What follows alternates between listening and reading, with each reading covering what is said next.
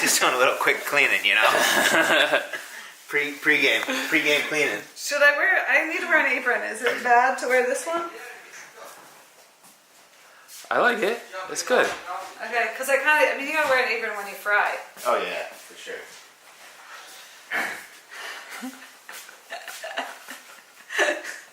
Caleb, you're witnessing it right here at the beginning of the YouTube sensation. 42-year-old YouTube sensation.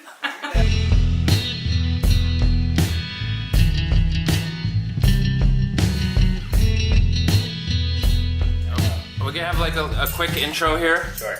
Yeah. There we go. Hello. Welcome. Katie wants to say something. Hi. This is a gourmet magazine. It's one of my prized possessions, old magazines, and this one is from February 1991. So, looking forward to February 1991 from here in January of 2019, featuring the donut. So, I thought it would be awesome to make some donuts out of this magazine, some of the recipes. This one is an apple currant donut, but we're not going to put currants in it, let's be honest. Currants have a very particular place in life, and I don't think in a donut is one of them. So, we need an egg. Yos over here jumped the gun. She already cracked it, but hopefully y'all know how to crack eggs. If you don't, you just drop it, it'll break. So do we have melted and cooled butter? Half a stick, 1/4 cup. We're gonna cut it. Boom. Half a cup firmly packed brown sugar. What's in here? We got brown sugar. Yeah. They always tell you to firmly pack the brown sugar. So, you know, we do. Buttermilk is going to go in there. Half a cup of buttermilk. I need a measuring cup. It's half a cup. What? You measured it already? Measured it Look. You'll see the powder. Whew. My God, look at that. Beautiful. Do you know that every seed in every apple, if it was planted and grown, would grow a different kind of apple tree? Different kind of apple. Should have peeled it first, man. You know, I don't usually peel apples, but I feel like who wants a donut peel in their apple, right? Or an apple peel. Or, you know, who wants an apple peel in their donut? I just want to know if you guys are paying attention. You know what I'm saying? What do you call a snowman in April? A puddle. Alright.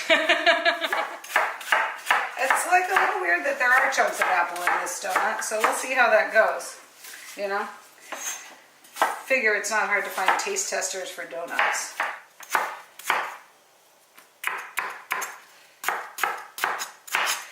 Alright, I think this says about a cup, which this must be. But for the benefit of the studio audience, I'll measure it.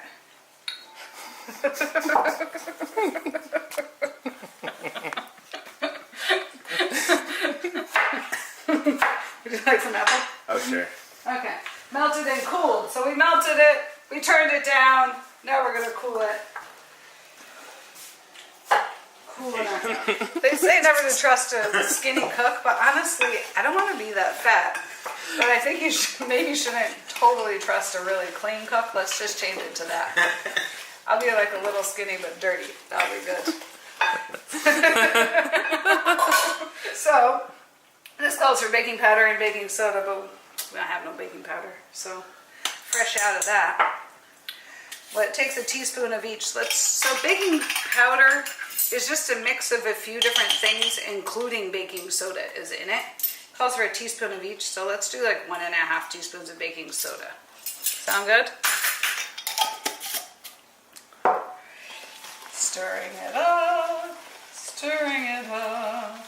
I don't label my spices, and I do that on purpose because I like to give my family little challenges, you know? Like they're like, I know where's the marjoram? You gotta smell it out. You do have to sniff it out. You never know what you're going to get. Is this one cumin or nutmeg? No, smell it out. We could be weighing flour, and that would be cool too, and I like doing that, but I also like being like, well, 2.5 cups does not have to be an exact number. So it says that this dough. Are you forgoing any of the other spices? Let's make sure we got. Oh God, no! I love nutmeg. Let's put it in. Okay, so let's see if we got everything. We don't have the egg in there. Jesus. Let's put that in. Let's put some nutmeg, which is awesome. See, I know what all the spices are, so I'll have to sniff them out. That said, I'm probably putting cumin in the donuts right now. So now we're going to just turn it out into a well-floured surface, and with well-floured hands, knead it lightly about 6 times. I don't know how this is going to go. Is this going to be an apple fritter? What's going on here? I'm supposed to cut this out with a donut cutter? We might have an issue, guys. It said in the recipe about a 1/2 inch thick. I think this is a generous 1/2 inch. It's a navy measurement. Like the British tunny. Honey.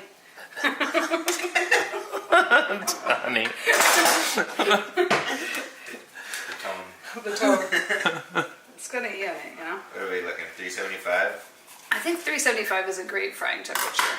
It really is. Seconded. See what happens. We don't want to get the oil too cold to start with by putting too many pieces of things that aren't up to temperature in it. And donuts gotta float when they're done. It's floating up. These things are awesome, you know, for frying. The apple chunks actually look kind of cool, don't they?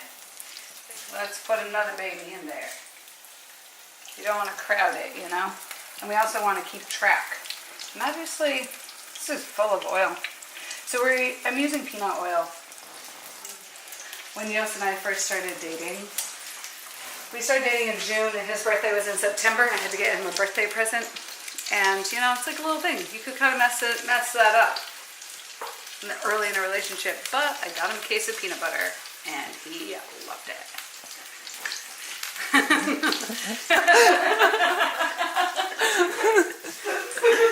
Oh, shit. All right. What's up with these donuts? Are they good? I mean, the flavor was delicious.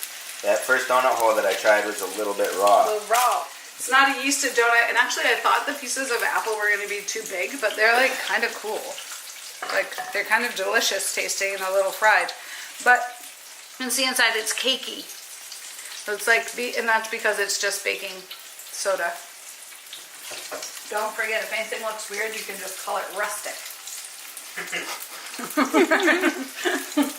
People love that.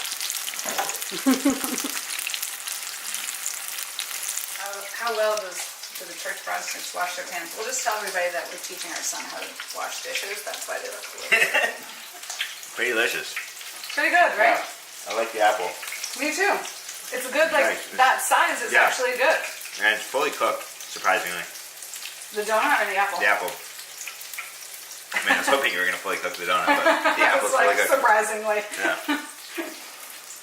Hey, cameraman, you want a bite? Yeah. Now we're going to make maple glaze for the donuts with Finger Lakes maple syrup. Who knows where the Finger Lakes are? Raise your hand. Yay! Okay, so it's lumpy. I didn't sift the confectioner's sugar. That's lame. Wouldn't do that in real life, only on television. So let's try out this. What we go? Rub this baby in here like that. Oof, doesn't look that good. Smear it around. Rustic. Rustic. This is a winter breakfast donut. Oh. You know? We're in here in the Finger Lakes we get... Like a farmer boy donut? You know what this is? Farmer boy donut? Here in the Finger Lakes we get super into fall. We get super into apples and maple cider, maple syrup.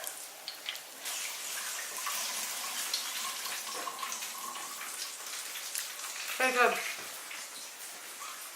The glaze is very sweet, but really mapley. Can a man like you handle a donut like this?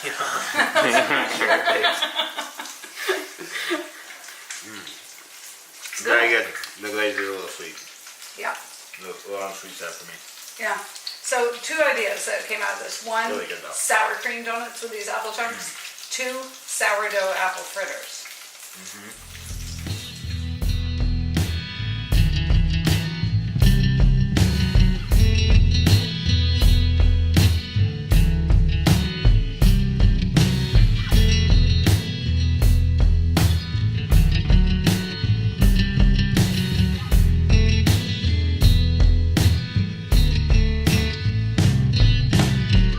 Okay, so for making bone broth or stock, really what you need to do is have the bones and the water and at a perfect temperature.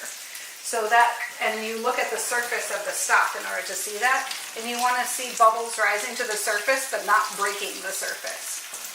And you just keep it at that. It's really easy. I think if you boil it very hard, your stock will become very murky. It's too rough on it. You want to like gently draw stuff out of it, and that's like pretty perfect right there.